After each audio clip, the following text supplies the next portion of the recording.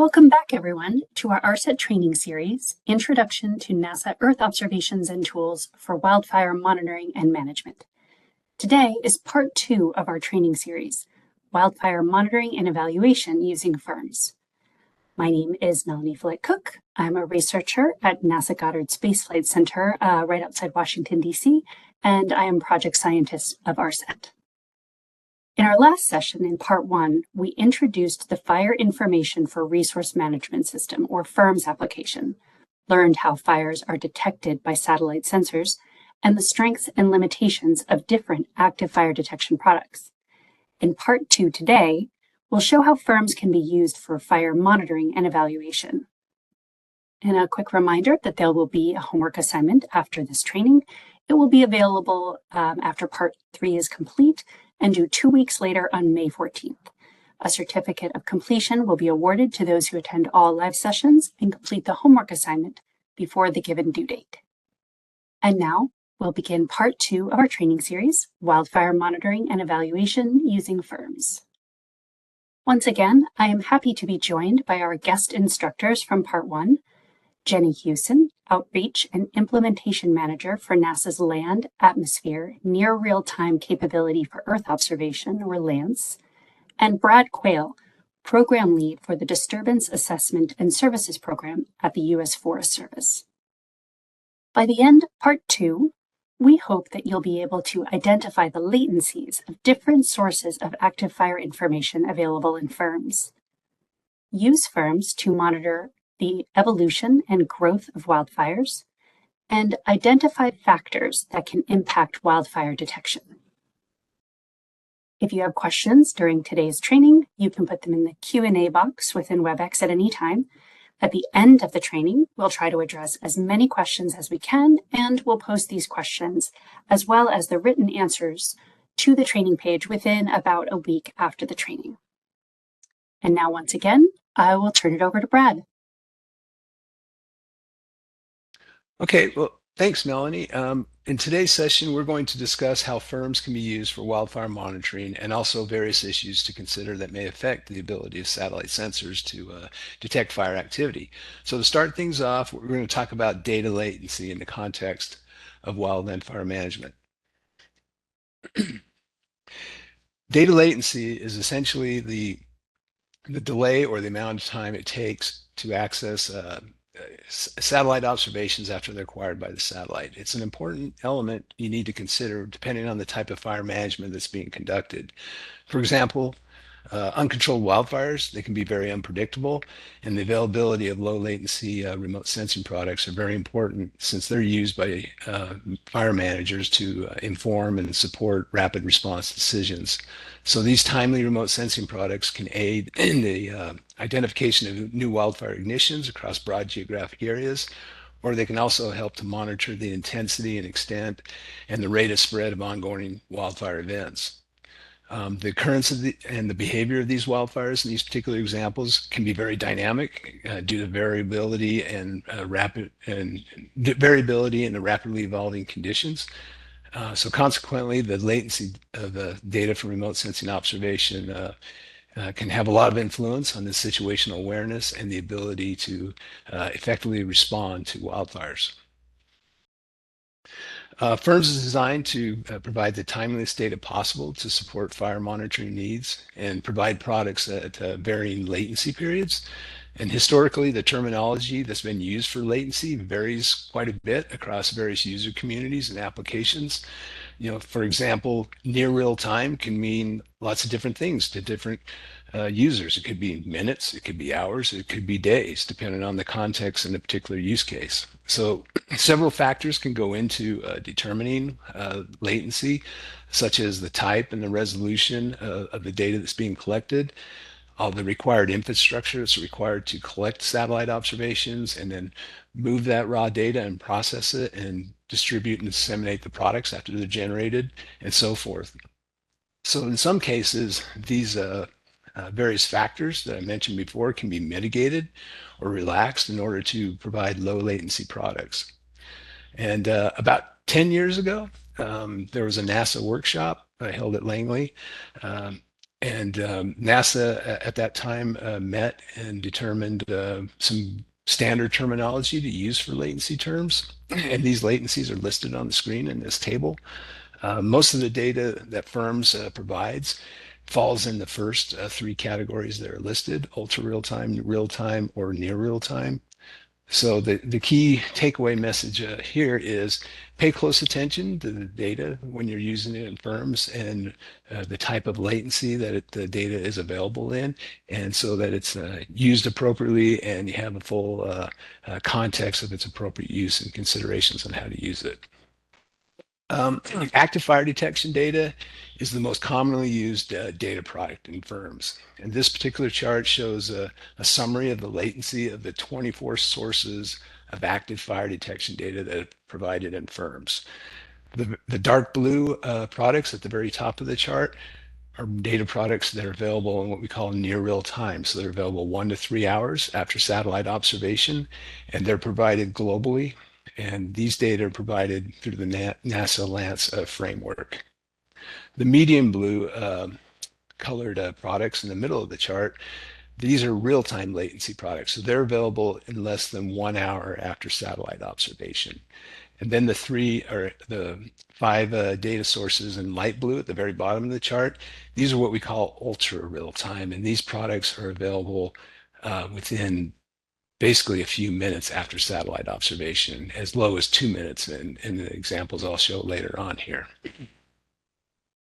So as mentioned on the earlier slide, FIRMS has a variety of sources of both ultra real time and real time active fire detection data, and we worked on developing the availability of these products with partner organizations. And this slide here highlights the what we call the data processing framework for ultra real time MODIS and VIIRS data that are available for North America.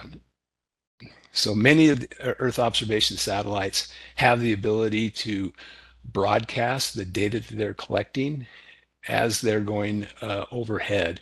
And those satellites, when they have line of sight visibility to ground stations on the ground, that data that they're collecting in real time as they're going overhead can be broadcast, and those stations can be listening and collect that data and process it and provide data at a lower latency. And what we have here, in working with our cooperators at the University of Wisconsin and various other partners throughout the United States that operate ground stations, the data from MODIS and all the MODIS and VIIRS sensors on those various satellite platforms are collected by those ground stations, and they are segmented into very small microgranules, and those granules are pushed to the University of Wisconsin, and they're aggregated there and deduplicated and then processed to create fire detection data within 1 minute. And these these outputs, active fire data outputs, are then pushed to firms again in about 1 additional minute. So within 2 minutes of satellite observation, you have MODIS and VIIRS active fire detection data from North America as the satellite is going overhead. So although geostationary data, which we'll talk about in a few minutes, is provided on a higher temporal frequency than you get with these polar orbiting sensors like MODIS and VIIRS, the ultra real-time data from MODIS and VIIRS in this example provide a more timely source of spatially refined fire detection data that can still be provided multiple times throughout the day. So this slide provides an overview of our real-time data processing framework for Landsat OLI active fire detection data. And these data are collected by both Landsat, or at least they're provided by both Landsat 8 and Landsat 9 observations. And so in this scenario, we're working with our partners at the USGS AROS Data Center in Sioux Falls, South Dakota. And through their ground station there, they're collecting daily Landsat 8 and Landsat 9 for most of North America. And these data are processed to level 1 terrain corrected data very quickly within 20 minutes of satellite observation. And then those output level 1 terrain corrected data are processed using an algorithm that was developed by the University of Maryland and supported by NASA. And that algorithm generates a 30-meter active fire detection data, which are then provided to firms about 20 to 25 minutes after satellite overpass is the total latency time there. So given the orbit cycle of Landsat, if you're not familiar with it already, each Landsat satellite has a 16-day orbit cycle, so they're imaging the same spot on the Earth every 16 days, but each satellite's orbit is 8 days out of phase with each other. So you get an observation by each or between the two satellites once every 8 days. So although it doesn't have as good of temporal resolution as other satellite sensors we've been talking about in this session, when it is available for a given area, it provides the most spatially refined or spatially explicit active fire detection data that's provided by firms. This slide, it's relatively complicated, but it shows our real-time geostationary active fire detection processing framework and the various partners that we work with to execute that. Observations of the Western Hemisphere, what we basically call the Eastern Americas and the Western Americas, are provided by GOES 18 and also GOES 19. And just as a little side note, GOES 19 replaced GOES 16 on April 7th. So you'll see GOES 16 being transitioned out and replaced by GOES 19 data. The GOES sensor is the advanced baseline imager, and those observations are being conducted by GOES ABI every 10 minutes of the Eastern and Western Americas. Meteosat 11 and 9 with the Severi sensor on board are conducting observations every 15 minutes of Europe and Africa, as well as Africa and Asia from those two platforms. And Himawari, which is run by JAXA, is providing observations of Asia and Australia, also on a 10-minute time frequency similar to GOES ABI. And these data from these various geostationary sensors are collected by the ground stations that are operated by NOAA for the GOES stations, I should say for the GOES satellites, and also in Romania and Italy for the EUMETSAT constellation there of Meteosats. And JAXA collects their ground stations are in Japan for the Himawari framework. So those raw data are routed from those various ground stations.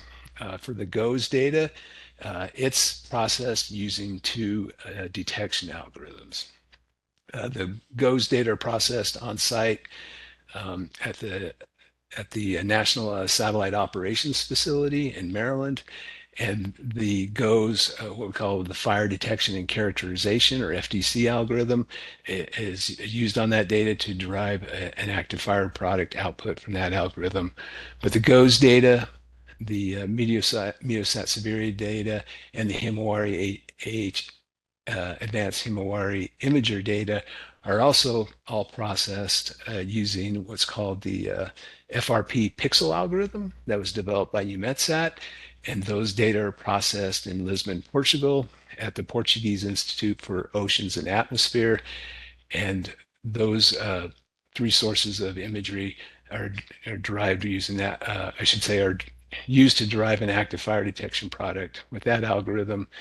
And that output is combined also with the fire detection and characterization output, and then is integrated into firms within 20 to 30 minutes, depending on the source there. The native resolution of the data is maintained, which is 2 kilometers for GOES, and Himawari outputs, and Meteosat is maintained at its native spatial resolution of 3 kilometers as well.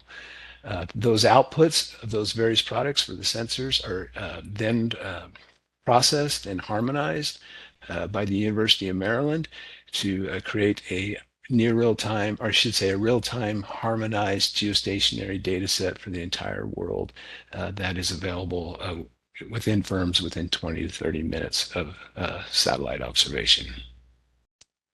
So at this time, I'm going to move into a series of demos that illustrate how firms' data and capabilities can be used to monitor wildfires. Okay, for our first demo, I wanted to take a couple minutes and discuss latency. When you first jump into firms, I'm looking here at firms US Canada, but the same interface is present in firms global if you're using that. Over here, as we've discussed before, you have your various sources of active fire detection data, which I briefly mentioned earlier. If you click on the little info button for the group, and here I'm looking at the polar orbiting group, I get a brief description of these data. And as you can see, it's noted these are real-time data uh, for at least North America, and for the rest of the globe, it's in near real time. Those data that come from NASA Lance. And down here on the geostationary data as well, the group description identifies that that these data are available in real time. And if you want to get more details than that, you can click on the info button for each one of the layers. And we have in our description here uh, what that latency is for a given layer, and you can pull that up again for the various layers, and you get that description. Some of these active fire products are provided at different latencies, as noted here, but we always provide the quickest or the lowest latency data that's available. And same thing with the geostationary. You can get the information on the latency, the specific latency for each one of those products. If I take a deeper dive here, see we got a lot of fire activity here in eastern Kansas. This is called the Flint Hills region. It's a prairie region. There's a lot of active burning, uh, prescribed burning going on here every spring. If I wanted to take a look at the last day's worth of activity and see what's going on here, I got a few detections. I'm just doing a reach back for today since 1200, or I should say 0 UTC. So in the last 13, 14 hours, there's not a lot of activity there. I can pull up the geostationary data, and it got quite a bit more activity because, as we talked about before, you got that higher temporal resolution with the geostationary data, and you see more of what's going on. So what I want to do here is just show you the latency of the data. We haven't seen a lot of detections yet today. Still relatively early in the morning here, but later in the day there'll be a lot of fires kicking off here because, again, this is a highly managed landscape. But if I'm looking at this data, there was a fire activity as late as into the early morning hours, or I should say the late evening hours at yesterday, as these prescribed fires were winding down for the day. So I just wanted to highlight that as you're looking at the active fire detection data, pay close attention to the acquisition date and time, and based on the current time where you're at right now, it'll give you an idea of how recently that data was collected and made available. So next thing I'm going to do is I'm going to shift this back and turn off my geostationary data for a moment. And we're going to go out west here. I can use my location tool. And I want to go to Chico, California, and jump over there. Turn this off and zoom out a little bit. And Chico, California was near the ignition point of a very large wildfire in 2024 called the Park Fire. It burned about 175,000 hectares.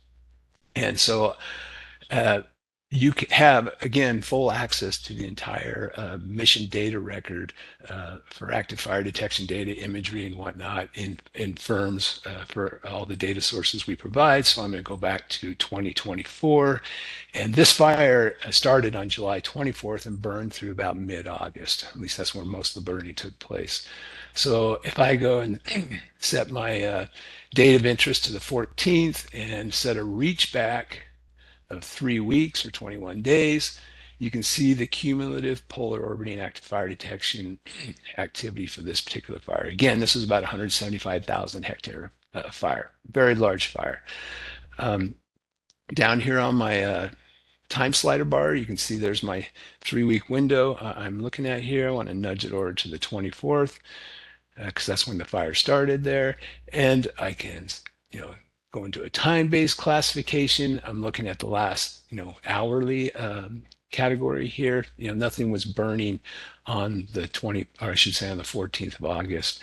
I can do a day classification as well. I can see there's a little bit of activity earlier on the previous day, but So what I wanted to illustrate is how I can show these data and kind of get an idea of how the fire progressed. If I go back to the 25th when the fire was just getting started, again, I'm on the day classification. So these bright red colors are indicating this fire has burned this fast in the first 2 days. It's burned this total area. I can, extend that out, keep it on that day classification, and you can see how that fire progressed again there. If I want to flip over and see what's burned at least on the 27th of July, I can see, based on the hourly classification, those redder colors are the ones that are burned more recently, and the orange are further back 3 to 6 hours in time, and the yellow are beyond the last 24-hour window. And pull that back out again. Looking at the cumulative extent of the fire, you can see we have gaps there when you compare it, say, to the active satellite, I should say uh, false color composite imagery for Aqua Modus. And if I set my date back to that, look there, you see the burn scar, and you can see we have holes here that weren't covered because with the polar orbiters we're only seeing the fire activity at the time of satellite overpass. So I can leverage my geostationary data to see what's going on here, and I'll use our combined filtered geostationary data, and you can see with this data set it fills in all those areas because we have the higher temporal resolution of the GOES data providing observations here, but albeit it's coarser, and you can see we have detections out here beyond the fire perimeter that is visible relative to satellite imagery. And this is from GOES 16 at the time, and that's out on at 75 degrees longitude, and you're getting that geolocational area due to the distortion that's presented by the high view angle there. So this is another uh, thing to consider when you're using that geostationary data, how the view angle affects the positional accuracy of the data, and also the reliability of the fire detections in some cases. So use these data cautiously. But you can do the same thing that I did before with the polar orbiting data. I can walk back through here and I can see how that, turn that image off for a moment there so it's not a distraction. And you can see how that fire progressed day to day with the day classification there. So you have tools there, both the geostationary and the polar orbiters, to monitor the progression of fire activity on a daily or hourly basis if you choose to do so. So let's take a look at the if you wanted to find out what the origin or when the origin of the fire took place based on the active fire detection data. Now, I know from fire reports that this fire was reported at 21:52 UTC on July 24th. Uh, and the polar orbiters are making observations over this part of the world relatively late in the day, probably around 2200 UTC. So I'm going to try to investigate and see when the first detection was for this particular fire. And we have what's called a sub-daily filtering tool. I can click on that. I can set my date to the 24th because I know the fire started on the 24th based on reports. And I'm going to set my time here to 22:30 UTC. And then I'm going to set what's called my reach back here for the time to last 30 minutes. So what this is telling me here is that using 22:30 as my benchmark or my baseline, I'm looking back 30 minutes and looking at all the fire detections that occurred, both polar orbiting, geostationary, and the 30 minutes prior to 22:30. So between 2200 and 22:30. And I can see down here, I have a few geostationary detections and some VIIRS detections there based on the resolution. And so if I adjust that, I say, well, I want to dial that back a little more. So maybe I want to go back to about 2200. and see what's going on. So now I'm looking at 2200 UTC out to 30 minutes before that, and I have one pixel there. It's a geostationary pixel. If I do an inquiry on that, this detection took place at 2200 UTC. And so that's my first detection of this fire. And as I said a few minutes ago, the fire was reported from other observations off the ground, if you will, about 8 minutes before that. So if I wanted to see when the first polar orbiter detected it, I could, again, go in here and make some adjustments with my thresholds. And so if I push that out at 10 minutes, then I can see Beers was not too long afterwards. Its first detection was at 2201.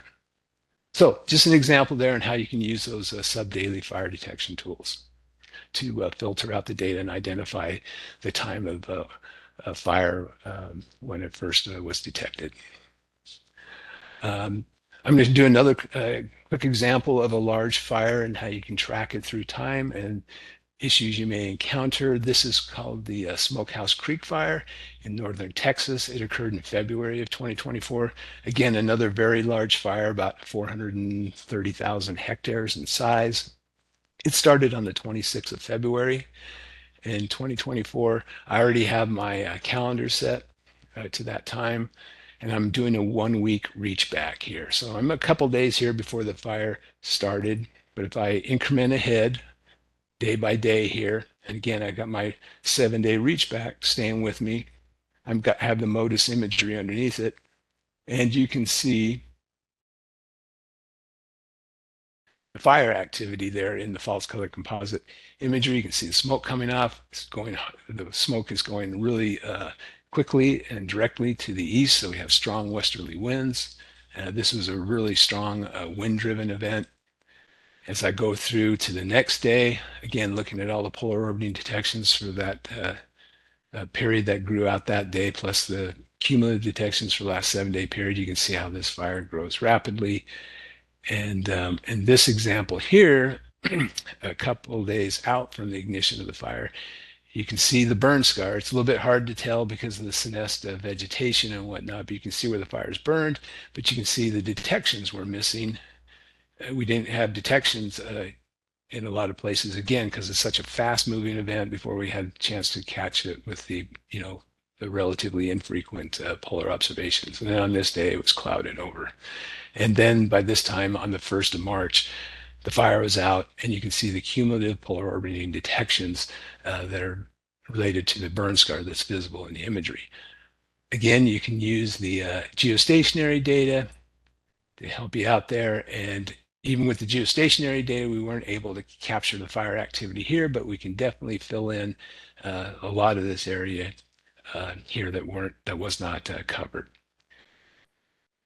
And these other fires up here that burned are, completely, the cumulative detections pretty much capture that if you use the geostationary data. So again, geostationary data is much coarser. In this case, it's 2 kilometer resolution versus what you get with the 375 meter or 1 kilometer data with VIIRS and MODIS respectively, but it can be helpful if you're trying to track and monitor the fire progression within the day and between days. The next example I want to show are some fires that occurred in southwest Idaho last year. This is another very rapidly growing event. This is Boise, Idaho, if you're familiar with the area. And we have a fire here that's roughly about 4,000 hectares in size on this date, which was August 6th of 2024. And just a quick little side example of how you can use the measuring tools to take a quick measurement of this fire. I'll just do some quick general digitizing here. And I made a mistake there.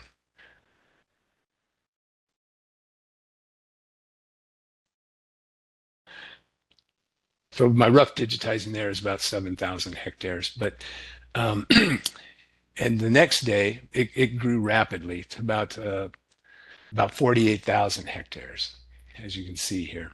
And you can see the active fire front in this imagery here on the 7th of August, 24 hours later, and these other fires burning over here to the east. So the imagery is very valuable to use in the context of the fire detection data, obviously. And so what do you do at night? We can't collect this reflective imagery at night because we're measuring the energy in the various bands as reflected from the sun. So we have data that's collected at night that is available to use with the VIIRS sensor. The day-night band is available. So if we wanted to take a look at what was going on at night, this VIIRS day-night band can help us out. This is a panchromatic band that's collected across the whole visible part of the electromagnetic spectrum, and it's a grayscale image, and we can see what's going on with the fire during the nighttime hours. And if I look at this in my context of the active fire detection data. Oops, clicked on the wrong thing here. I'm looking at the NOAA 20 day-night band radiance data for August 7th, so it's the early hours of that day. I can turn off the daytime detections from the 7th, so I'm just looking at the nighttime detections that occurred at the same time this image was collected, and you can see how the fire detections line up with those image data. You can also see them, you're picking up all the city lights and whatnot as well, but you can easily see all the fires. There's also another variation of these nighttime products, and it's called the nighttime blue yellow composite.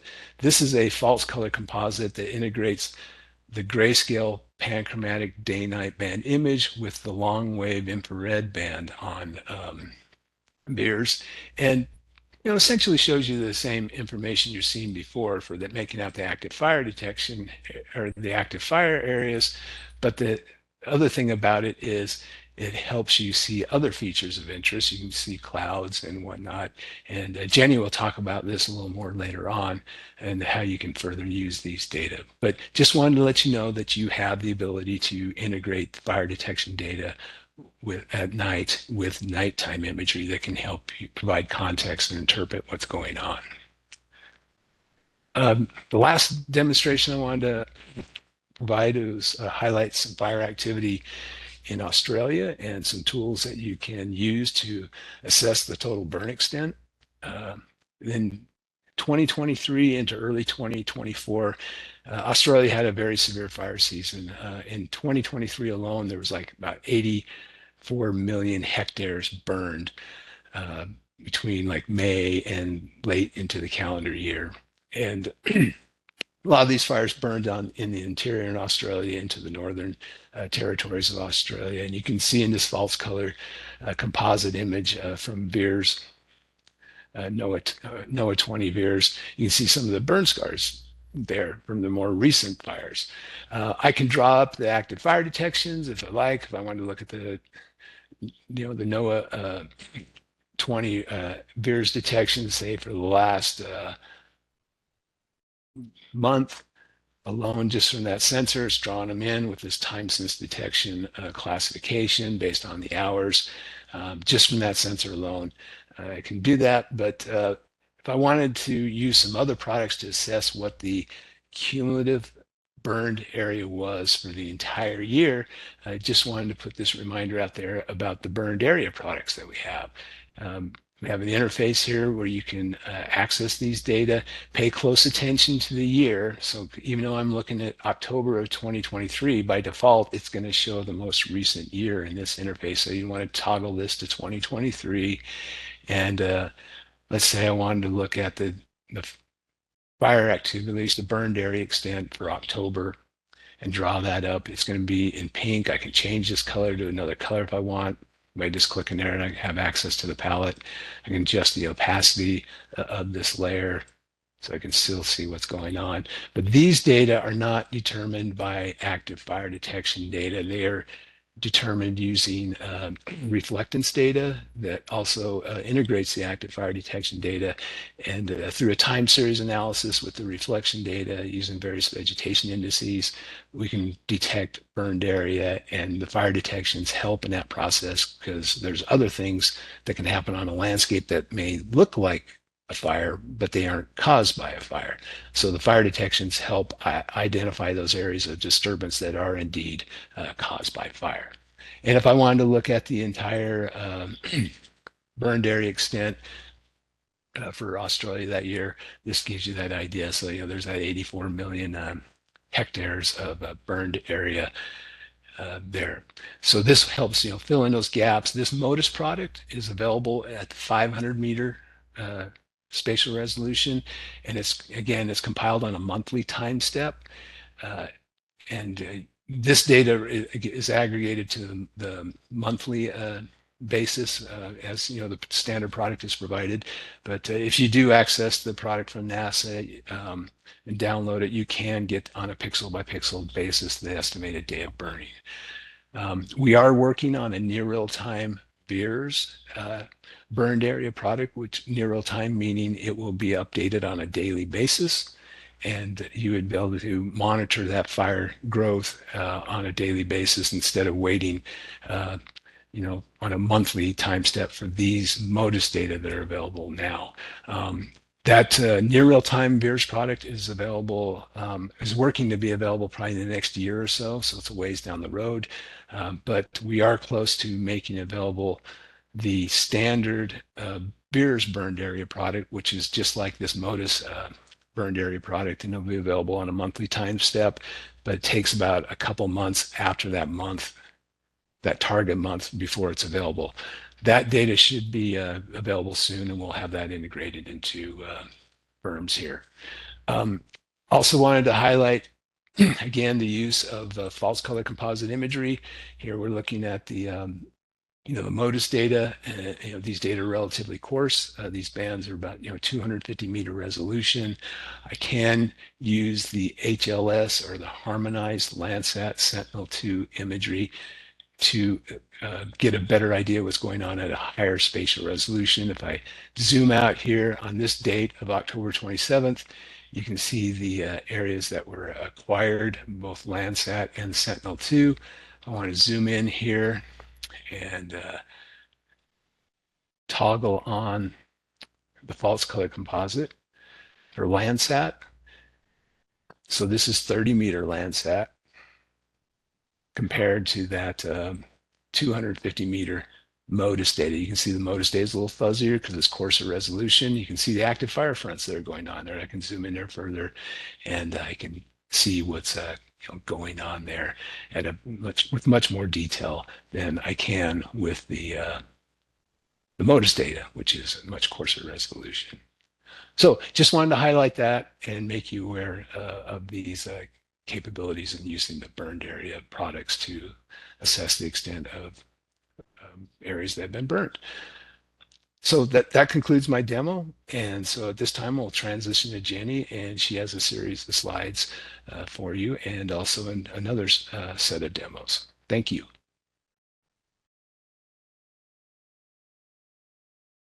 Okay, well, thanks, Brad. And we're now going to look at factors that can impact whether a wildfire is detected by satellites, and then we'll highlight a couple of techniques and tools that can help kind of mitigate these impacts.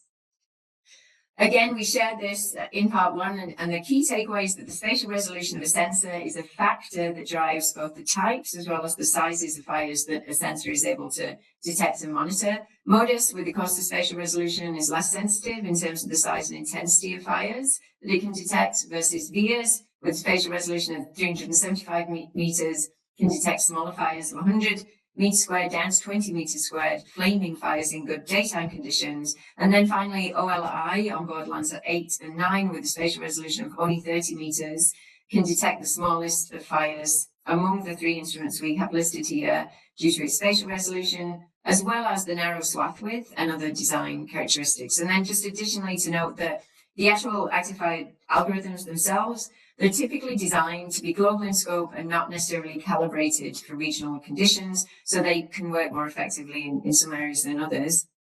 And as we've mentioned, the location of the fire on the swath as well as the view angle can really impact what can be detected.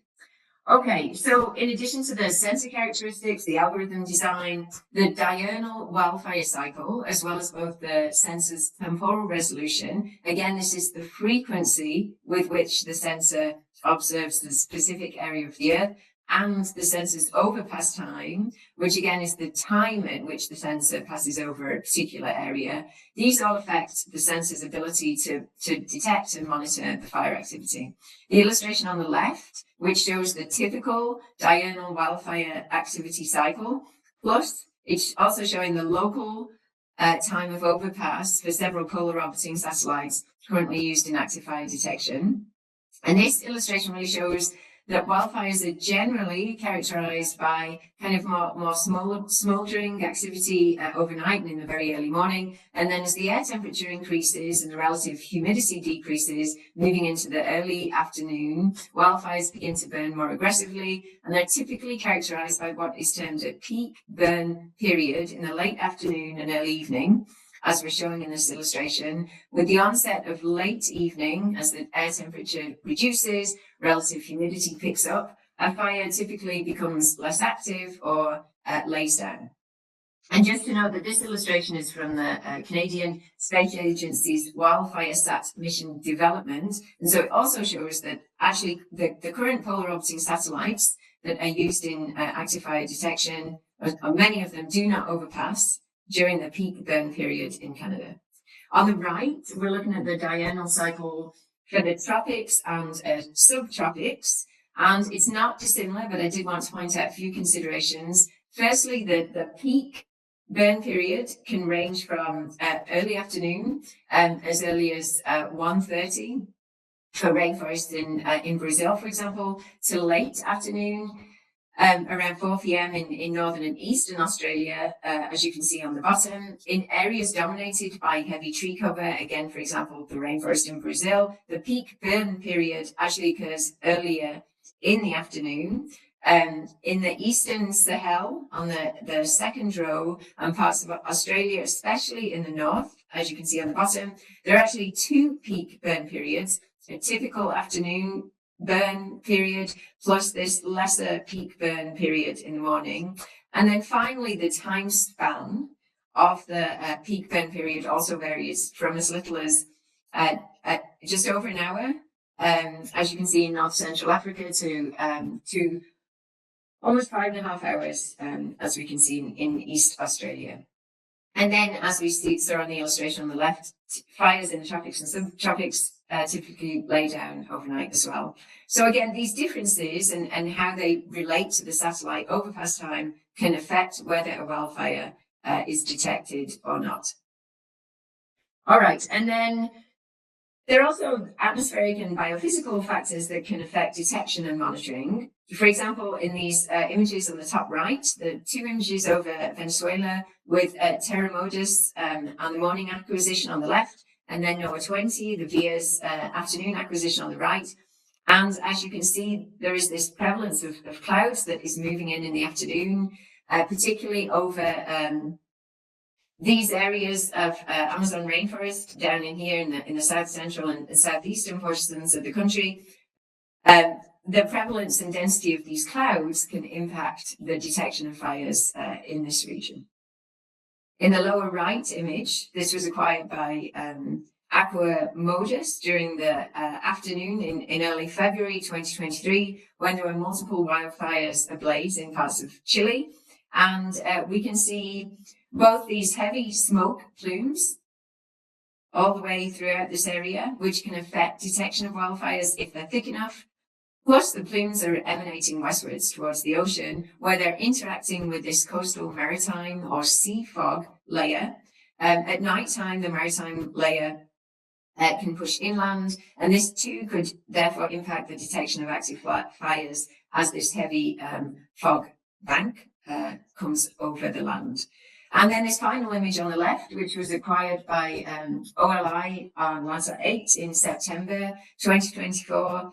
And this is showing cumulus cloud and what are termed pyrocumulus or fire clouds, plus smoke in the greater Los Angeles area during a series of wildfires. These fire clouds, which are fueled by the intense heat from the wildfires, are characterized by thick smoke columns at their base and then forming thick clouds at the top of the plume. As you can see, these conditions can obscure the land surface and prevent detection of wildfires. Finally, just to note that less forested areas or terrain conditions, such as steep slopes, can also affect a satellite's ability to detect wildfires. All right, we're now going to look at a series of examples in firms of these factors that can impact wildfire detection. And these are the main points that I'm going to touch on in the following demos.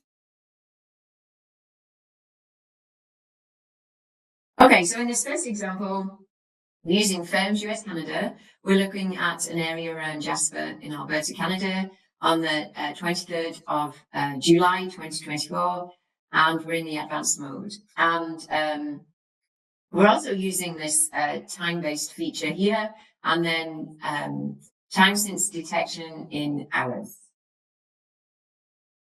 We are going to hop on the Modus Aqua and Modus Terra active fire detections for this fire that occurred to the that first occurred to the southeast of Jasper.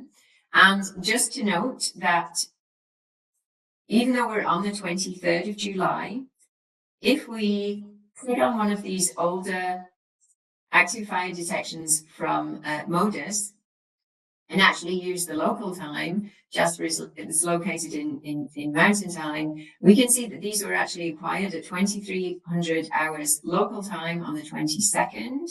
But that was approximately 5 a.m. on the 23rd in UTC.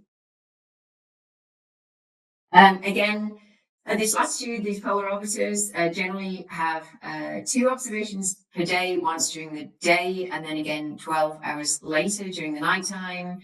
So on the 23rd of July, you're seeing this selection of hotspots from this combined period.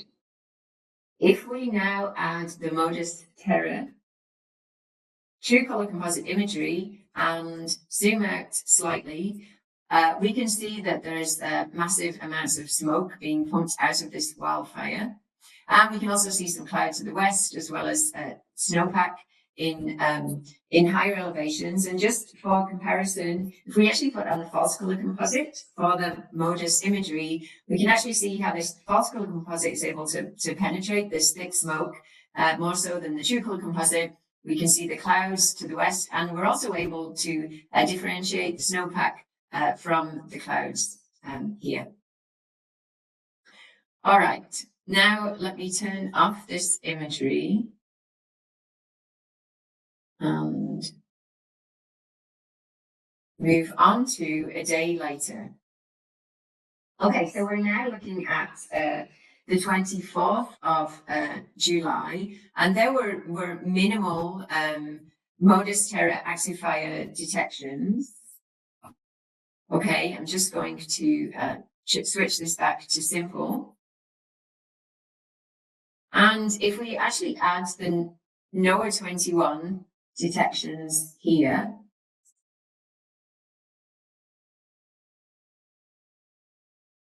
and actually change this back to the time-based, as you can see, most of these were actually acquired during the nighttime overpass of 3:45 a.m. So again, even though there are a lot of NOAA 21 detections showing up on the 24th, most of these detections were acquired during that earlier nighttime overpass. And if we actually toggle on the Modus corrected reflectance imagery, we can see that, let me pop these back on and just pop back to the simple display. We can see that there's a pretty significant cloud bank that has moved in over the area and reduced the ability of the satellites to detect the active fire.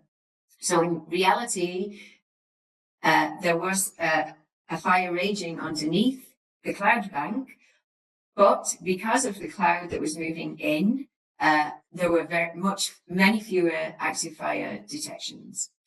Now, let me pop on. So again, this was acquired in the morning. By the afternoon, we can really see that this cloud bank is now pretty significant and covering much of the area where the fire was located.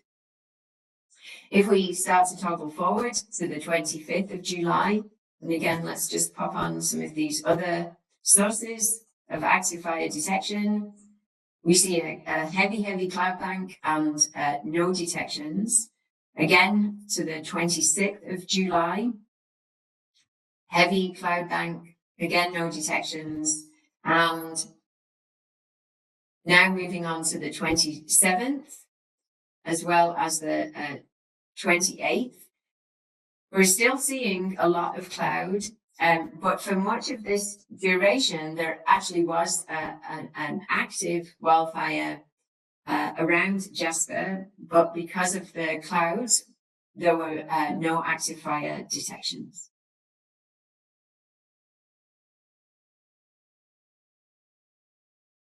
Okay, so in this next example, we're going to look at the impacts of fog.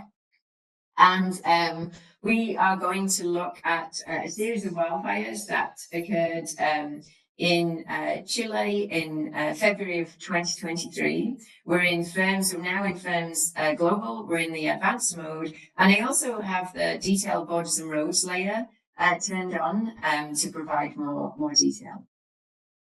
All right, we are just turned on the Terra Modus active fire data, and I'm also going to pop on the Terra Modus Tubular composite imagery for that day.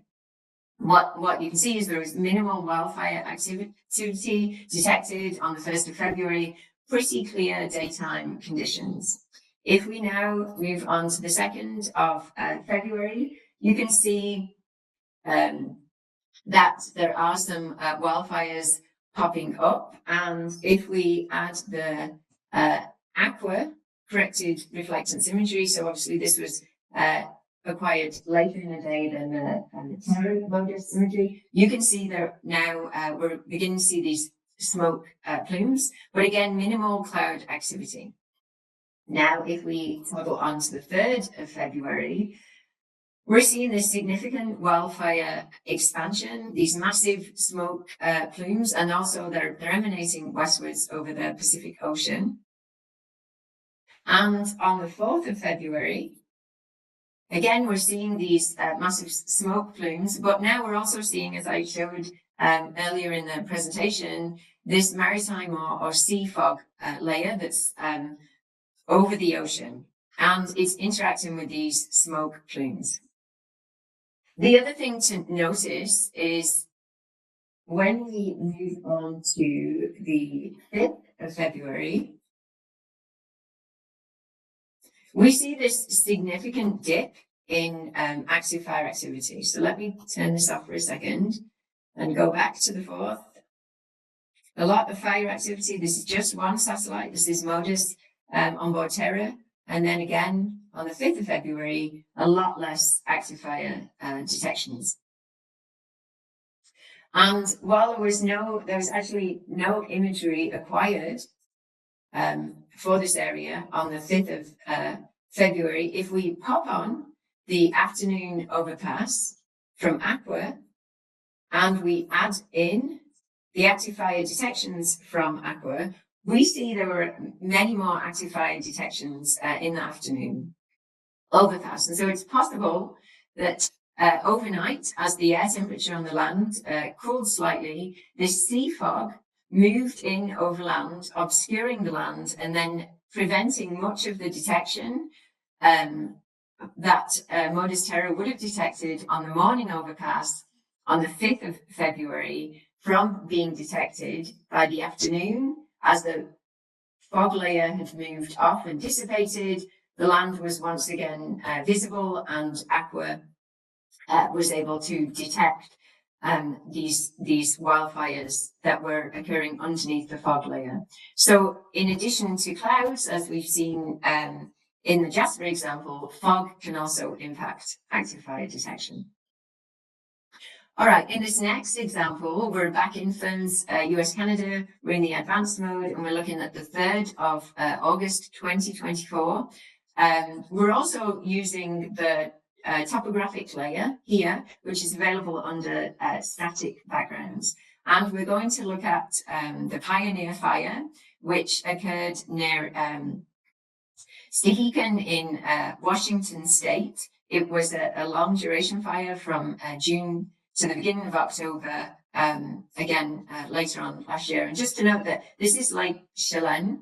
This is about 1,100 feet or 335 meters. And then there are ridges up in this area that are around 7,000 feet or 2,100 meters. And so there's a significant differential here between the elevation of the lake and then the surrounding ridge lines here.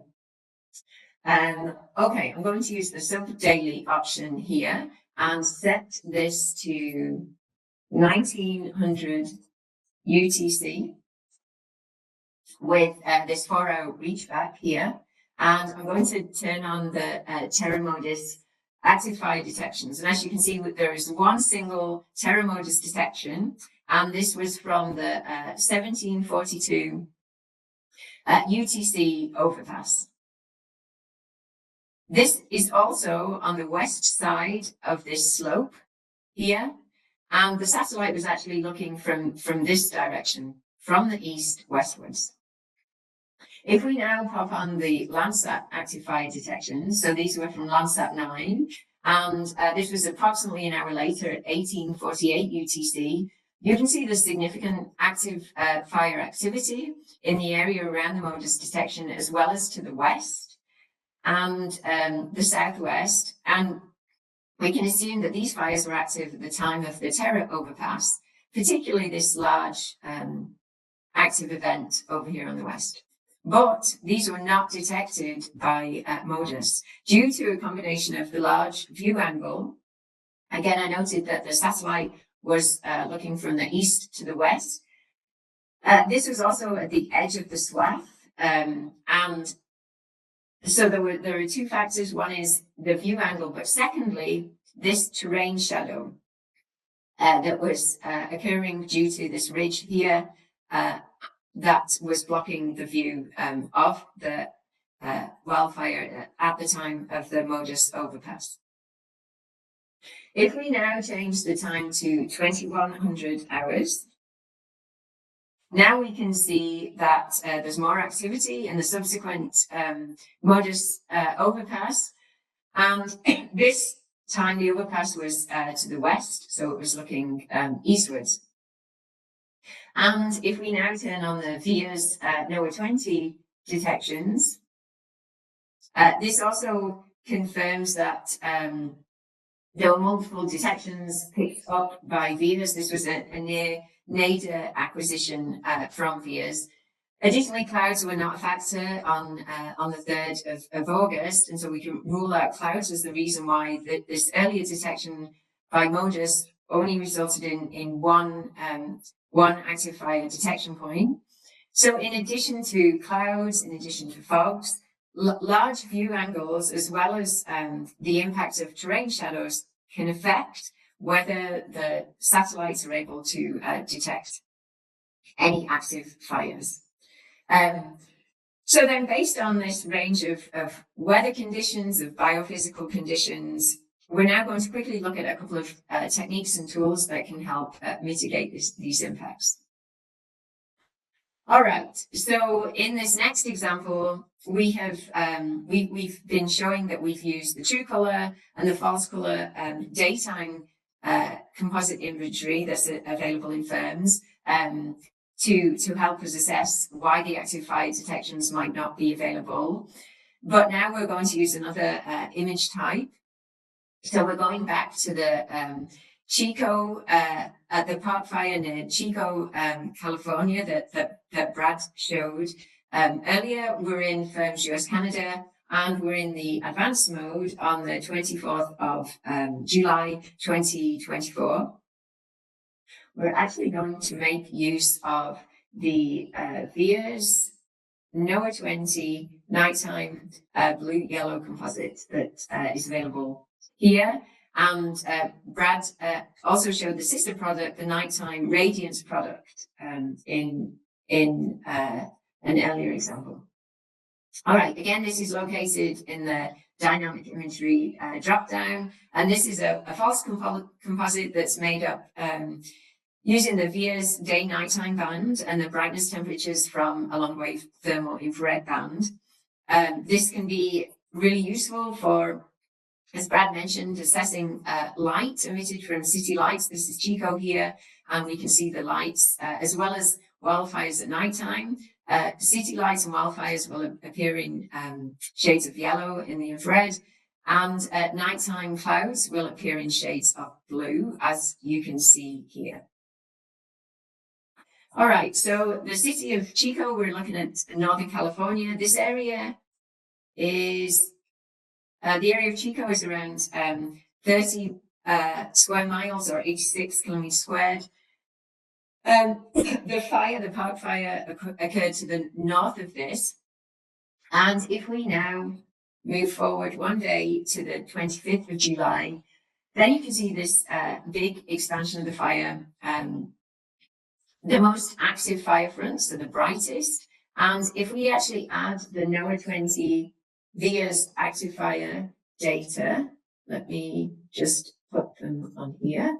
And I'm also now using this custom feature. I'm looking at just the nighttime active fire detections, and I'm also looking at the fire radiative power of these detections. And what you can see is that the most active part of the fire front have the highest FRP, so fire radiative power. Okay, let me turn that back off and close this down so we have a little more room. If we now move on to the 26th, we can see this northward and eastward push. It's now level with Red Bluff, located right around here. And then if we move on to the 27th of July, we can see this big shift northwards, and also the presence of clouds, which are showing up in light blue here. So the black marble nighttime blue-yellow composite imagery can be another source for assessing wildfires in order to kind of fill in where perhaps clouds or smoke prevented detections of the fires during the daytime. These imagery can provide additional data points during the nighttime, and they can also provide kind of a really early first look ahead of the morning overpass, so that they can be used to supplement, for example, where perhaps nighttime aerial imagery had been collected. Okay, moving right along. So I'm going to quickly share a couple of additional tools that can be useful. We can actually make use of the orbit tracks to identify kind of the anticipated time of overpass. In firms, we can do this for the day of, as well as kind of retrospective analyses. If we use, let's just use the Chile example from 2023. And again, we showed that there was minimal active fire activity by MODIS on the 5th of February 2023. If we actually pop on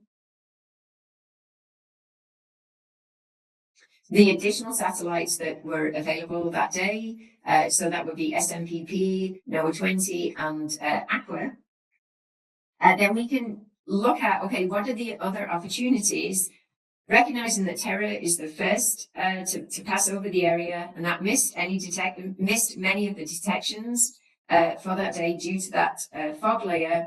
We can use these orbit tracks to look at when the next overpasses may occur. For example, we saw that the Aqua overpass, which occurred around 3 o'clock in the afternoon, detected many more detections of the wildfires. We can use these orbit passes to then estimate, okay, this is when the next overpass will occur, and this is the next chance to see the wildfires that are then used to generate the active fire detections, and we can use that to estimate when they may be available in firms. So that's one tool, to use the orbit tracks that are available for today as well as previous days for retrospective analyses. And then for planning further out, so for example, with the Jasper fire, where we had this stationary cloud bank that lingered and lingered for multiple days, we could use, for example, this tool, which is the overpass predictions tool from NASA's OBDAC. And this includes many of the satellites that are included in firms. We can select a particular location. Right now, I've got it set to Iquitos in the Peruvian Amazon. We can select a date range. So I'm selecting a week's worth from today through the 17th. And we can look at the expected overpass for Aqua, Terra, SMPP, NOAA 20, NOAA 21, as well as OLI on Landsat 8. And if you click on submit and then give it a little bit of time, it's going to provide the overpass times in UTC for that location on each day so that then you could plan accordingly. There are also some other tools available in the orbit tracks if you look under the layer details here. And as you can see now, we have all of this information for each satellite for each day with the local with the crossing time in UTC for our particular area of interest. And with that, I will pass it back to Melanie.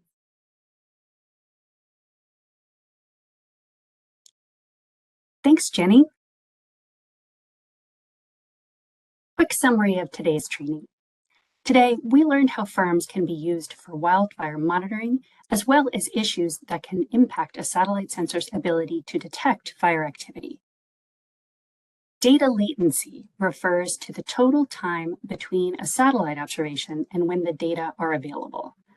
Low latency data are important for time-sensitive decisions that are involved in responding to wildfires.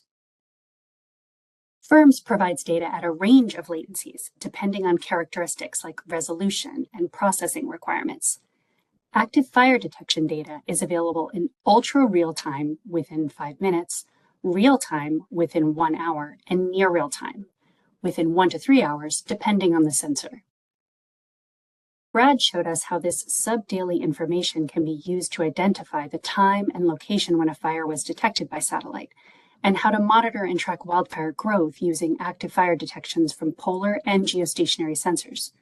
He also showed us how to monitor fire activity at night using the day-night band from VIIRS, as well as how to use false color imagery to visualize burn scars and use MODIS burned area to view monthly cumulative area burned.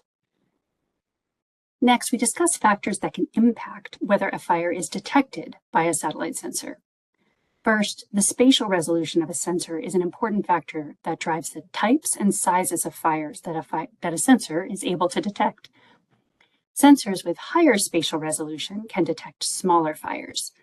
Also, the location of the fire within a swath and the resulting view angle can impact detection. Fires tend to have an average diurnal cycle where peak fire activity or peak burn period occurs in the late afternoon. And this period might be missed by polar orbiting sensors that observe in the morning or early afternoon hours.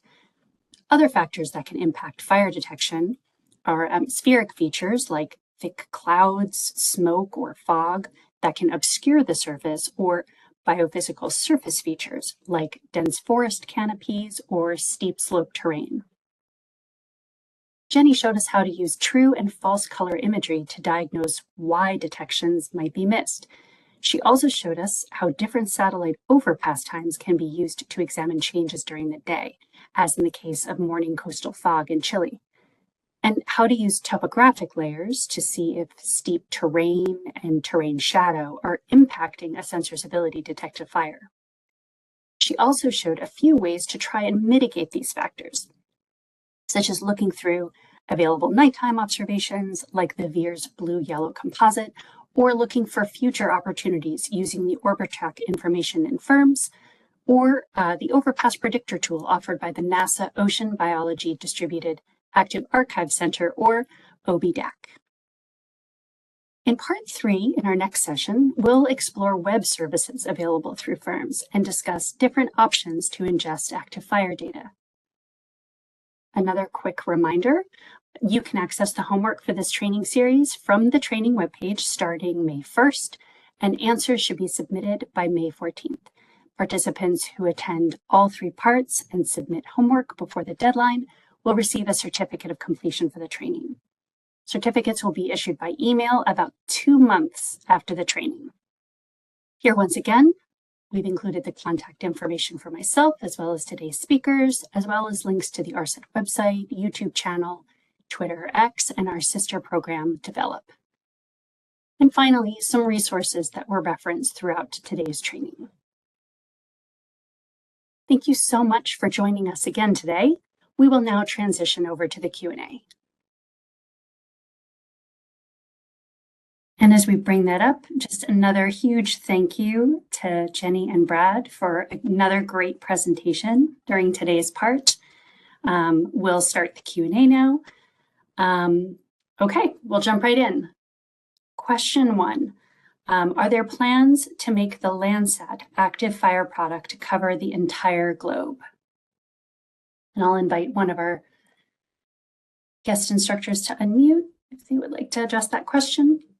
Sure thing, Melanie. Yeah, Brad here. I'll be happy to take that. Yeah, that's a very good question. Right now, as discussed in the slides, the Landsat active fire detection data is limited to data that's collected by USGS AROS in Sioux Falls, South Dakota, which covers all the continental United States, the southern tier of Canada, and a good portion of northern Mexico. We are having ongoing conversations about possibly expanding that coverage. That involves working with cooperators that operate the international ground stations for collecting Landsat data, and also figuring out how we can expand our current processing environments to accommodate those additional data, and making sure they can be provided in a timely manner so they're useful for folks for near real-time applications and so forth. So that's something we're actively investigating, and stay tuned in the future and see how that goes. That's exciting. Question 2. The timestamps that Brad just displayed are UTC, correct? And it looks like that's in reference to the orbit tracks. Yes. All the orbit tracks for all the satellites that are displayed in firms, those times are noted for the satellite overpass in UTC. And there's a relevant firm's FAQ there. They'll give you some more background information on UTC if you're not familiar with it, and also tools or references you can use to convert UTC to your local time zone. Great. And we should reference just the great firm's FAQ in general. There's a lot of great information on that FAQ. So we should probably include that somewhere in the Q&A doc. I'm sure we've included in the resources. Question 3, is the acquire time when the data was observed or when the data was published to firms? That acquire time, when you click on an active fire detection in firms and the window pops up with all those attributes, that acquire time indicates the time of the date as well as the time of satellite observation. And by default, that date and time is set to what your computer time is set to that you're working on. So be aware, at the top of that window, you can click to the left of that radio button there and choose UTC, and you'll notice that acquire time will change back and forth between the local time zone for your computer and UTC. Okay. Question 4. Are you able to export your drawing or measurements that you draw around the VIIRS or imagery data? It sounds like, are you able to export like a JPEG or? That's correct. Down on the bottom part of the view, there's several buttons there. One of them is to what's called capture. There's a little capture button there, and that'll allow you to export the current firm's view you have compiled as a JPEG or PNG file, and even a GeoTIFF file. The polygon or linear feature you've drawn to make a measurement, that will get exported with the image that you create. However, the actual measurement number result that pops up there is, gives you the number in hectares or linear units. That does not get exported. Just the polygon or linear or line feature does. Okay, question 5. Given my research, it appears that fire detection using remote sensors rely more heavily on visible spectrum bands than thermal bands. What are the primary reasons for this apparent preference or limitation? Yeah, we'd be happy to talk to you more about that if you have some. You'd like to respond to our, firm's response capabilities there. But typically, fire detection algorithms are designed to leverage the mid-wave infrared and long-wave infrared bands if they are available on the sensor of interest, and many Earth observation satellites and like MODIS and VIIRS, as well as meteorological satellites, have those particular bands as well as other bands, and those bands are used primarily for fire detection and characterization. And we talked about this quite a bit in the first session last week. If you'd like to catch that first presentation, we went into quite a bit of detail there. But also, we have a couple relevant FAQs that provide an overview on that as well, and provide some reference information on how the MODIS and VIIRS fire detection algorithms work. There are some sensors that are used in firms such as Landsat that do not have both the long wave and mid-wave infrared bands, and that Landsat active fire detection algorithm does use primarily the SWIR band to detect those fires, as well as relying on other bands as well to help in that process. But um, generally, those mid-wave infrared and long-wave infrared bands are used with most heritage or legacy active fire detection algorithms that are applied. Mhm. Okay, question 6. How can we calculate the burn severity of wildfire? That's a great question.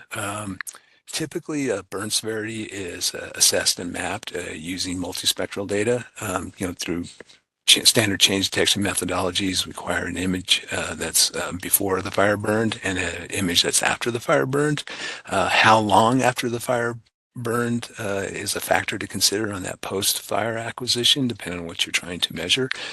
But you can create, various burn severity indices that are used from both the pre and post fire imagery, and do some image differencing with those outputs to create a change detection image, which will represent the magnitude of change that's accessible with that satellite imagery, which is typically the effects to the above ground biomass and the duff layer and whatnot that we can sense and detect.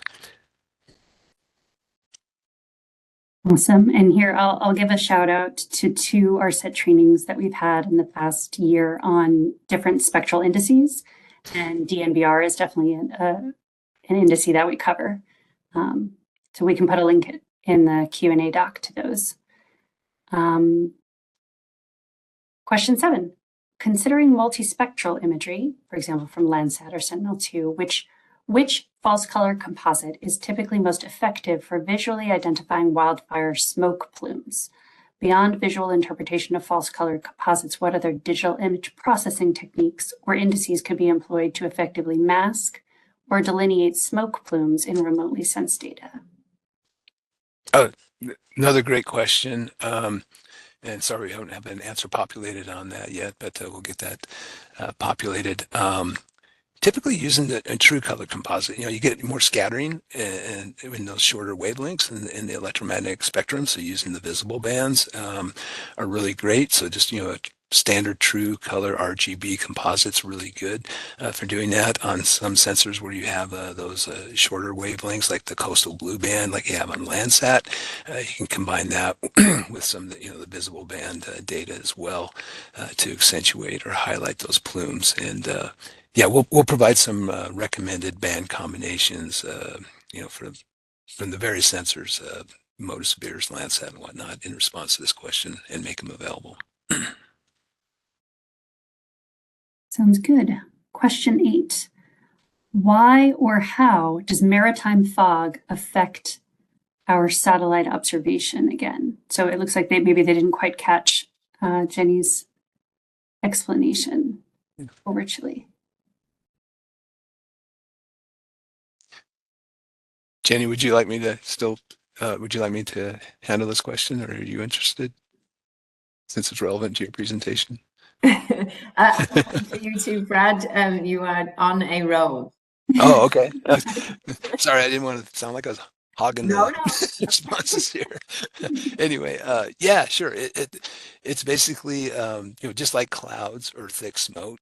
The maritime layer of fog can just be a layer that occludes the ability of the satellite sensor to detect that emissive energy that's coming off of fire. So if it's really thick and heavy, you just can't see those that fire activity from space. Okay. Question 9. How can small-scale agricultural litter burning be reliably distinguished from wildfires using FIRMS data? Are there specific strategies, thresholds, or filters within the FIRMS portal, especially when using Modus or VIIRS, that can support that differentiation? That's another really good question. The short answer to your question: are there available tools within FIRMS to help you, accentuate or highlight those fires compared to wildfires? No. Basically, it's hard, because like a fire, that's burning, that's a prescribed fire, an agriculture burn, if it's burning hot enough, can look very similar to a wildfire. And some fires, like herbaceous fires or grassland fires, can burn relatively hot and have very high FRP values, and so forth. So it's difficult. Sometimes what you can do is look at the behavior of the fires. For example, fires in general are pretty transient, right? They don't last forever. But those prescribed fires or agricultural burning, they're not burning days on end, day and night, and so forth. I mean, they're just being done during the daytime hours when they can be managed and controlled and observed. Whereas wildfires will burn day and night, for several days or longer. So maybe looking just at the changes and the duration and the behavior of the fire itself in that diurnal cycle on a daily basis can help in identifying that or distinguishing between the two. Okay, question 10. What are the limitations of FIRMS and how small fires can we detect using Landsat or Sentinel-2? That is very great question, and that information is compiled through validation exercises that have been conducted with the Landsat active fire detection data that's compiled from the OLI sensor, and those detection thresholds are shown here on the screen. Essentially, the smallest ones you can detect can be down to about 1 meter in size, but you got to have the right conditions, mainly nighttime conditions, because there's better discrimination between the fire and the background during the night than you have during the day. So you can get down to that small fire, but typically a good flaming fire during daytime conditions and there's not a lot of smoke or anything like that, you can see a fire about 4 square meters in size. And a reminder that the Sentinel-2 is not available in FIRMS, right? Yeah, active fire detection data from Sentinel-2 is not available. That's correct. Yeah. Okay, question 11. Does the FIRMS portal provide vegetation fuel map data, such as vegetation moisture content, that can be used to assess wildfire propagation and direction? Um, no, firms does not provide any vegetation fuel map data or measurements that are, collected on the ground for assessing fuel moisture or anything like that. However, as noted in the response here, we do provide a couple of sources of fire danger forecast information and significant fire forecast for the firm's U.S.-Canada viewer. We Those sources for Canada, the fire danger forecast is published on a daily basis by Natural Resources Canada is available, and we update that, and it's available in firms, U.S. Canada. And for the United States, the Predictive Services Program at NIFC in Boise, Idaho, they provide a daily outlook or forecast of significant fire potential, which factors in a number of factors, which gives an estimate of the anticipated degree of rapid fire growth for fires that are currently burning, or the potential ignition of fires that may occur on that day. So in both of those cases, those forecasts, they're not one and the same, but they do both take into account vegetation conditions in their forecast outputs. Okay, question 12. Oh, and I see question 12 is our last question as of now. So we have about 5 minutes left. So if you have any questions, be sure to enter them now so that we can get them in. Do you have plans to add the GOES terrain corrected data to firms? At this time, we don't have plans to do that. We are actively, as far as goes, activities, we are actively monitoring the progress on enhancements and improvements to the active fire detection algorithms that are used with GOES. But as far as including that terrain corrected imagery, at the moment, we don't have plans to do that. Okay.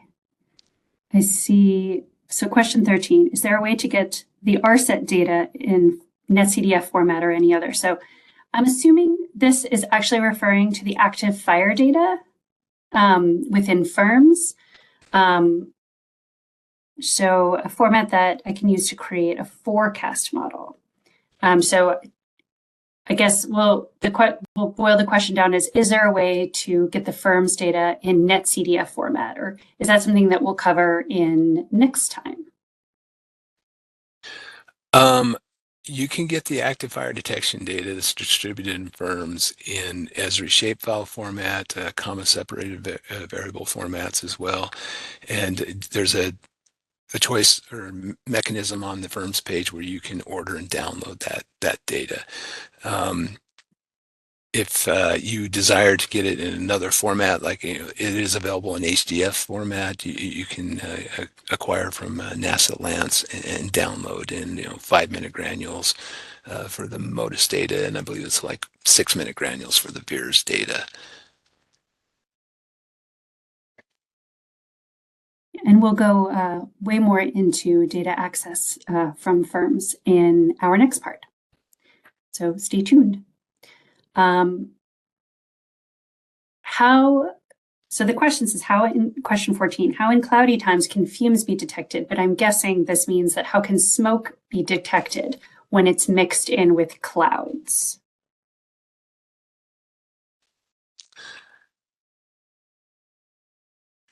How can smoke be detected when it's mixed in with clouds? That's how I'm interpreting it. Let me know if you... That's a really good question. There is a product that's available from OMPS that's on board SMPP as well as NOAA 20 and 21. That data for SMPP, OMPS, the aerosol indices, I should say, is that name of that product. The SMPP OMPS aerosol index data is available in firms, and we are working on making the OMPS aerosol index data from NOAA 20 and 21 available soon as it's fully in production and provided on a near real-time basis globally. That data is relatively coarse for the SMPP OMPS data. When I say coarse, the spatial resolution is about 50 kilometers. So it can get difficult to discern those differences, between, like cirrus clouds and hazy and smoky conditions, if you will, at that resolution, just because it's so coarse.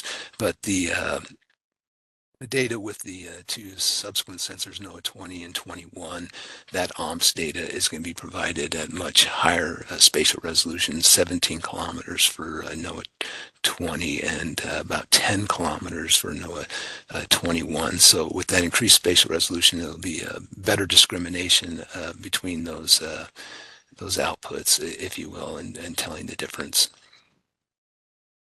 Yeah, and other tools available from NASA, like NASA Worldview, has access to higher resolution aerosol information, like aerosol optical depth from VIIRS and MODIS.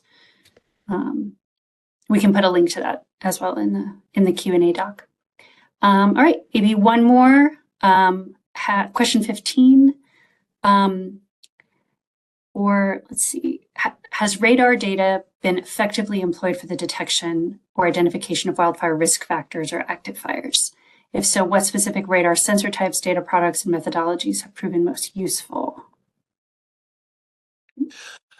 That's a really good question. I've heard and read some limited use of radar, depending on the type of radar, like what bands that are being used, where it's being dabbled with or experimented with in these mapping active fire areas. It has been used quite a bit for mapping burned areas, particularly in areas that are persistently cloudy, like in higher latitudes. I'm like familiar with, like, the Canadians use RadarSat quite frequently to map burned areas in those higher latitudes that are affected by clouds more, and so forth. As far as wildfire risk factors, there could be some potential capabilities there, especially like with the upcoming NISAR mission that's going up, and the bands that are available on that, like L band, SAR data, synthetic capture radar data, to measure and identify areas of disturbance in forested areas and whatnot, which can create fuel load problems, down fuels and so forth, that can create hazardous fire conditions in the future when they dry out and so forth. So that's a potential application of radar data related to fire risk. And so question 17 seems, I see somebody's typing a response. Maybe we can just take that one quickly, and then that'll be our last one.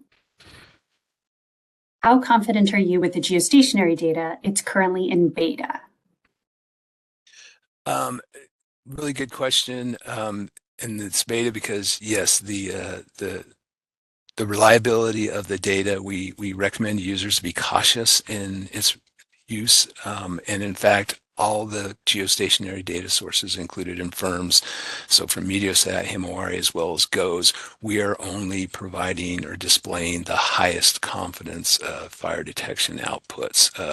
Otherwise, if we made available everything without filtering it based on its confidence level, like we do with VIIRS and MODIS, which have more reliable outputs, those geostationary outputs are not as reliable. There's a lot of errors of omission and commission going on there.